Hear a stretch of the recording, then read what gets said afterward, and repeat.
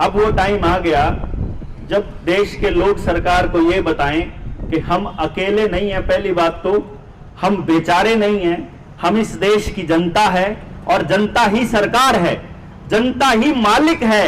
जनता बताएगी इन लोगों को, वो जो जिनको हम जनप्रतिनिधि कहते हैं, जो नेता बने हुए हैं, वो प्रतिनिधि हैं हमारे, वो हमारे तरफ से भेजे गए लोग हैं जिनको हमने अपनी ताकत दी है ये कह करके कि जाओ तुम हमारे लिए नीतियां बनाओ। वो हमारे लिए नीतियां बनाने के लिए हैं और फिर हमारे टैक्स के पैसे से जो पैसा आता है उस पैसे से इन अधिकारियों को तनख्वाह मिलती है, तो ये हमारे नौकर हैं। तो आज ये मौका आ गया है कि देश के लोग अपने अधिकारों को पहचाने, अपनी ताकत को पहचाने, अपनी एकता और अपने संगठन को पहचाने। क्योंकि एक बात सोचिए, अगर सारे अफसर, सारे के सारे नेता, सारी पार्टियों के वर्कर अगर एक साइड में रख दें तो देश का ज्यादा से ज्यादा 10% संख्या बनेगी। सारे नौकर और पार्टियों के वर्कर मिला करके 10% मैक्सिमम बनेगा टोटल, यानी कि हम लोग 90% है जो यहां बैठे हैं। फर्क सिर्फ इतना है कि हम लोगों को घर से निकलने की आदत नहीं है। इस देश की बर्बादी का बहुत बड़ा कारण रहा है शरीफ और ईमानदार आदमी की चुप्पी। जिस दिन से शरीफ आदमी चुप हुआ है, जिस दिन से ईमानदार आदमी ने बोलना बंद कर दिया है, तब से प्राइवेट कंपनियों के मालिक अपने बच्चों को बहुत बुरी तरह से उनका शोषण कर रहे हैं।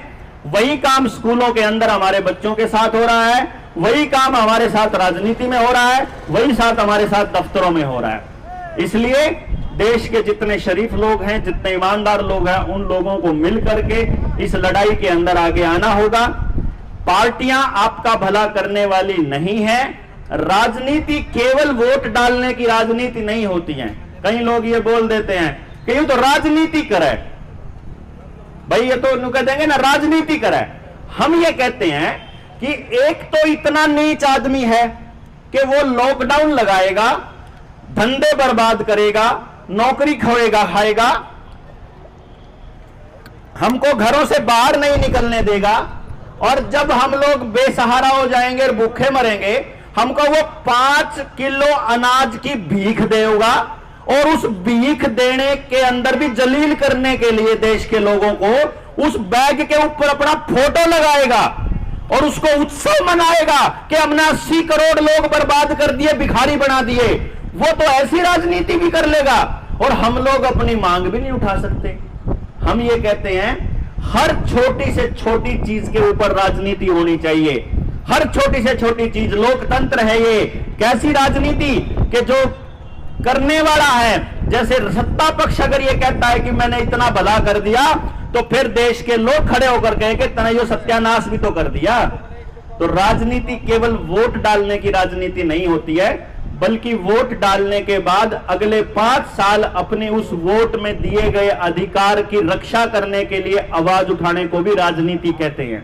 तो अगर कोई अन्याय के खिलाफ खड़ा होने को और सच बोलने को राजनीति कहता है, तो हाँ, सब लोगों को राजनीति करनी चाहिए, हमको भी करनी चाहिए और आपको भी करनी चाहिए। लेकिन बात होती है कि चुनाव लड़ने के लिए राजनीति अगर कर रहा है तो वो नीच है। राजनीति करने के लिए राजनीति कर रहा है, बहुत अच्छी बात है।